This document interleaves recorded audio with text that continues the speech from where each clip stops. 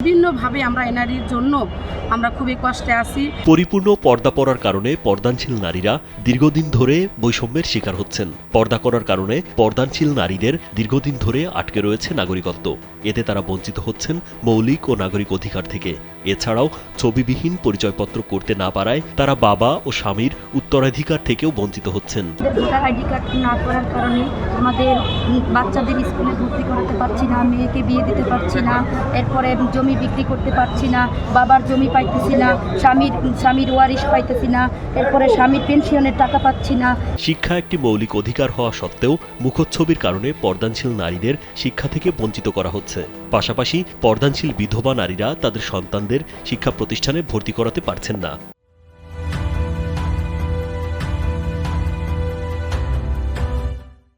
বিধবা ভাতা পাচ্ছেন না। রাষ্ট্রীয় সব সুবিধা থেকে বঞ্চিত হচ্ছেন পর্দানশীল নারীরা। এসব দাবি পরিপূর্ণ পর্দা করা নারীদের। ছবিবিহীন এনআইডি কার্ড ফিঙ্গারপ্রিন্টের মাধ্যমে এনআইডি কার্ড করতে চাই এবং জাতীয় পরিচয়পত্র করতে চাই।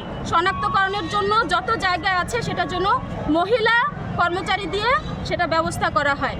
এটা হচ্ছে মূল আমাদের দাবি। তাই তো শরীয়তপুরে শুধু ফিঙ্গারপ্রিন্ট পদ্ধতির মাধ্যমে ছবিবিহীন পরিচয়পত্র পাওয়ার দাবি জানিয়ে সমাবেশ ও মানববন্ধন করেছেন পর্দানশীল নারীরা।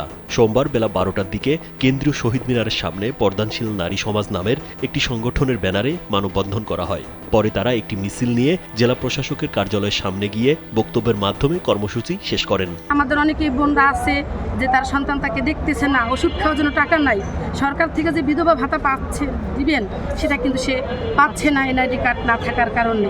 অনেক বিধবা মহিলা আছে যিনি আবার তার বিয়ের প্রয়োজন আছে, সেখানে এনআইডি কার্ডের জন্য সে বিয়েও বসতে পারতেছে না, তার জন্য কতটা কষ্টদায়ক।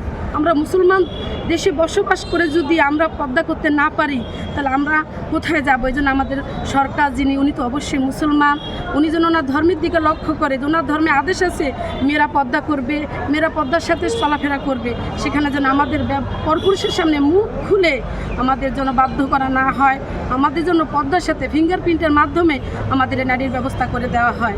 সরকার বিষয়টি গুরুত্বের সহকারে দেখে তাদেরকে ছবিবিহীন পরিচয়পত্র পাওয়ার ব্যবস্থা করবে এমন প্রত্যাশা আন্দোলনকারীদের। রাজীব বিশ্বাস, কালবেলা।